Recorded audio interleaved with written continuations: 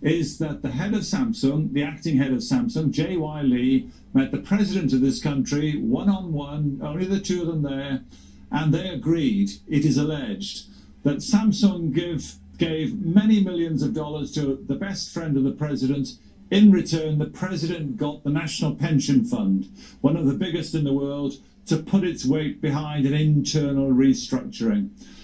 If President Park is impeached tomorrow, she will be the first president of South Korea to be sacked from office while she's in office.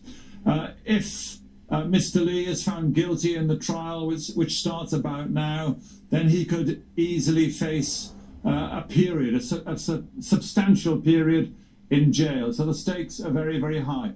But in a way, Adnan, what's also on trial is the way in which the opponents who go on the streets every Saturday say is a way of doing business and government in this country.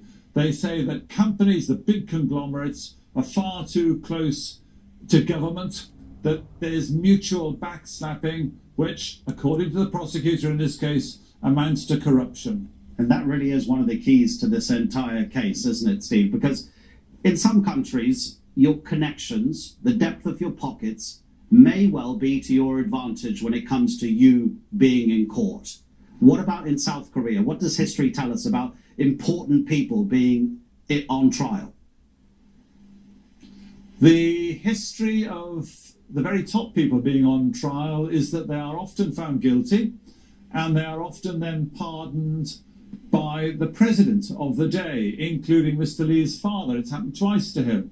If you look at the people who run the chaebols in this country, a surprising number of them have fallen foul of the law and found themselves sentenced to prison and then often not done time. Now, a lot of people think that this time it'll be different, and that's because there are questions about the economy and about how this economy can function with that kind of old way of doing business that stemmed from the way this country was created from a military dictatorship. A lot of people say, well, that was the way this country grew its economy, but it's not the obvious way to take the economy forward. Steve Evans in Seoul. Sally, worth repeating that stat that I